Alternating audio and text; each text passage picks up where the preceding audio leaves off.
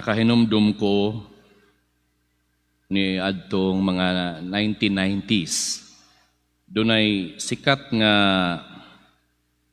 kanta nga I'm sure familiar pod kayo mo.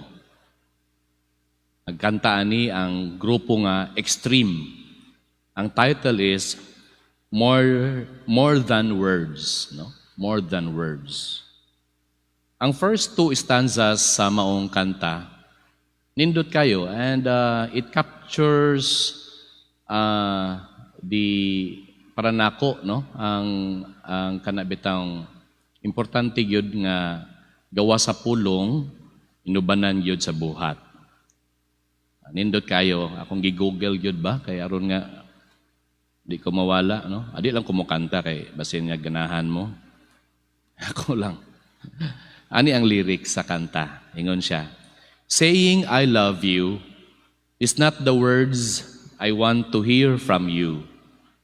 It's not that I don't want you, it's not that I want you not to say, but if you only knew how easy it would be to show me how you feel, more than words is all you have to do to make it real. Then you wouldn't have to say that you love me because I already know. Familiar nga kanta, no? Matod pa, nga lagi, dali naman po kayo yun isulti ang mga pulong nga I love you. Pero mas nindot yun tong you show me how you feel. No? Sa ato pa, ipakita diha sa buhat. Kay kung mapakita sa buhat, sobra pa ni sa pulong. More than words. Mga igsuon sa atong ebanghelyo karon nadungog nato ang sambingay mahitungod sa duha ka anak nga lalaki. Kaya nga atong Ginoo, gabi ka prangka no? Kaprangka gyud kayo niya. Ang sinugdanan sa atong ebanghelyo matod pa, miingon si Jesus ngadto sa mga punuang mga pari, the chief priests, ug sa mga kadagkuan sa mga tawo, the elders of the people. Kabalo biyata kung unsa ni ka powerful no kaniadto, gamhanan kayo ni. Unya ang iyang sambingay mahitungod sa duha ka magsuong lalaki nga gusto klaro kayo nga gipunteriya no, giprangkan niya sa ilaha, murabag gisagpa ni Jesus sila sa maong sambingay. Murabag ang magulang gitsugo sa mahan dong ato nakaron sa parasan trabaho na didto. Nya ingon siya nga di ko pero later nag-change ang iyang una-huna, meaning nagbago siya. Ning sugot siya sa sugo sa iyang amahan. Apan kining isa ka magkaigsuon, ingon nga oo moadto ko. Apan wa man mibuhat, wa man mituman sa sugo sa amahan. Klaro kaayo nga ang manghod, no? Ang manghod nga anak maoy description niining mga punuan sa mga pari ug kadagkuan sa mga tao. Siguro niining tungura lami kayo kwelyuhan si Jesus ba no? Kung siguro isa ko sa mga punuang pari o mga kadagkuan sa mga tao. Kaluko ka? Ana siguro ba no? Pero sakit lagi. No? Pero ang punto lang yun ni Jesus, nga kamo, howd kaayo mo sa mga balaod ni Moises, may kayo mo mutudlo sa tao, no? Mayos pulong. Pero, diri, bagsak lagi pod sa buhat.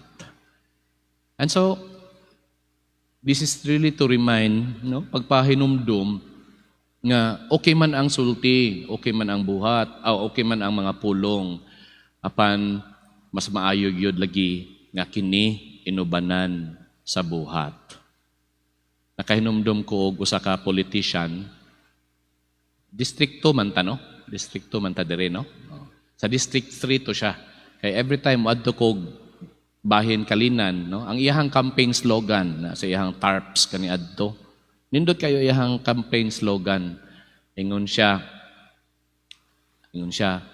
ang buhat maoy pasultihon, dili ang sulti maoy pabuhaton. Powerful po kayo. Muna nga, nintuhop yun sa kong unahuna, di na nyo ko kalimot, ana. Ang buhat maoy pasultihon, dili kay ang sulti maoy pabuhaton. Okay? So, again, if we say something, then it should be much more coupled or matched with actions. Kung mao na'y tudlo sa atong Ginoo, ang pagpahinumdom. Kay siya mismo, maugyod ang Ginoo mismo, maoy nindot kaayo nga panigingnan niini. Ug mao ni ang tema sa atong Adbyento, no? Nga gikan sa mga pulong sa mga propeta, okay? Words, no? Nga panaad nga dunay moabot nga kaluwasan, dunay hari gikan sa kaliwat ni David, ang maong pulong nahitabo, no? Nahimong tawo. Nga the word became flesh. Ang pulong nahimong tawo. Mao na ang pulong nahimong tawo ug bipuyo uban kanato. Mao si Jesus. Nindot kay nga panigingnan ang gikan mismo sa atong Ginoo. Dili lang pulong kundi buhat.